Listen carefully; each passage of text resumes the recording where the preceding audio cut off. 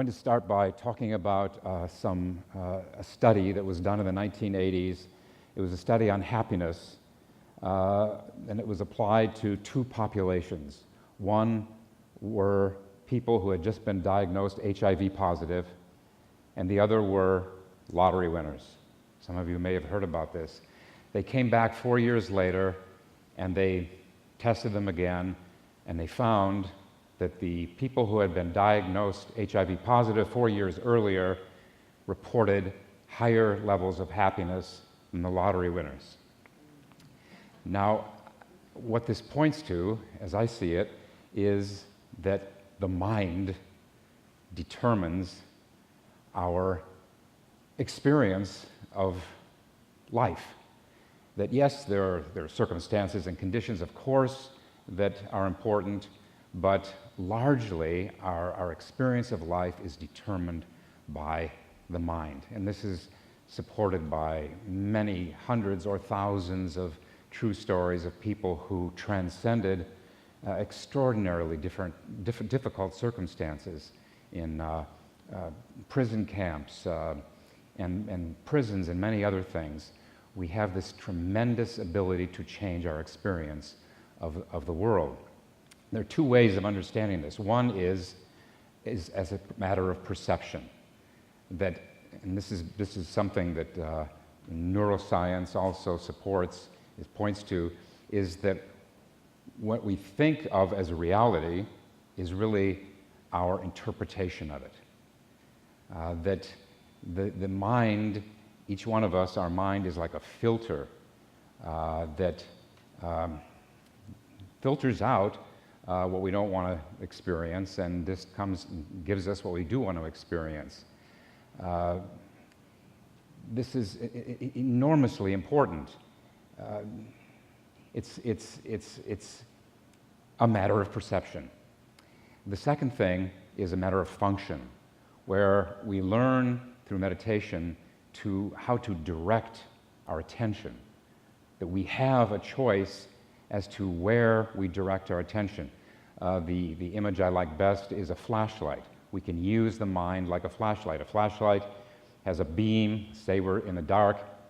You can flick that beam in any direction, and this has enormous consequences because where we pay attention will also determine our experience. The great Spanish philosopher and writer José Ortega y Gasset said, "Tell me to what you pay attention, and I'll tell you who you are." Most people don't use this tremendous tool, this flashlight, of how to direct attention.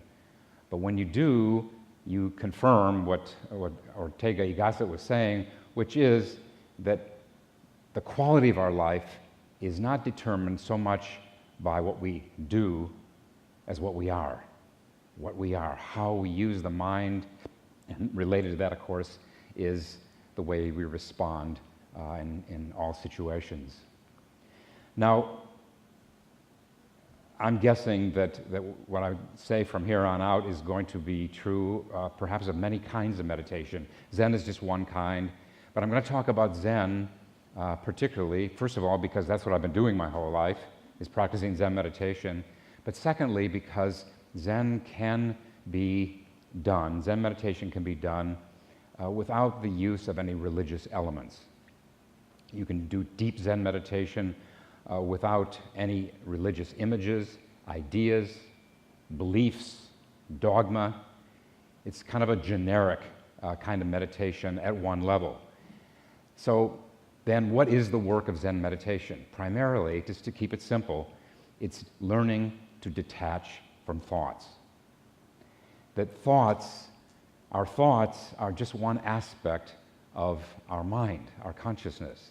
Now, I'm not suggesting that we have to abandon thinking. Thinking is obviously a marvelous endowment that we have as human beings. We need to use our thinking minds in analytical ways and evaluative ways all the time. But what we would say in Zen is we need to balance that function of the mind, that discriminating function of the mind, what we call the higher functions of the mind, with this other realm of consciousness that opens up when we learn to detach from our thoughts. So what happens? Well, first of all, I would say that, of course, meditation, and I'm talking about not meditation once a month, but daily meditation, regular meditation, it reduces stress. Any kind of meditation, I should believe, would reduce stress, make you more calm and centered. Consider the image of a snow globe. You shake a snow globe, and this is the condition of the mind before meditation.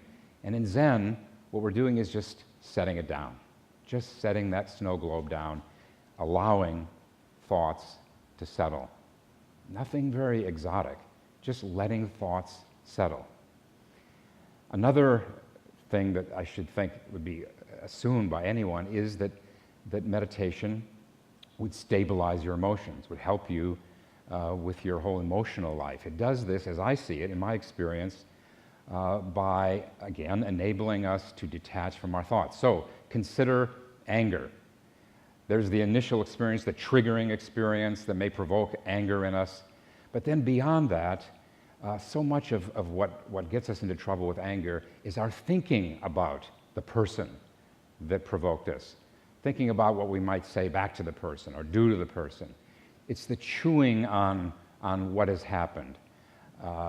In the same, whether it's anger or it's anxiety or fear or sadness, sorrow, it's human, of course, to have these kinds of emotions, but what we don't have to do is cling to them. That's where we really wreak havoc in our emotional life.